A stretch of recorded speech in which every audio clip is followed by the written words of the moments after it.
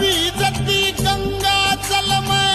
कई कई सांप लपट रहे गल में सब दुनिया में रुक कर पड़ गया प्रात्याशा की हिमाचल में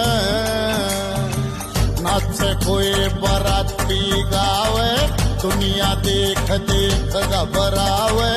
ये कैसी बारात बम बम भोलेनाथ दूल्हा बन गए शिव भंडारी हिमाचल की कर ली तैयारी चले बाराती साथ बम बम भोलेनाथ।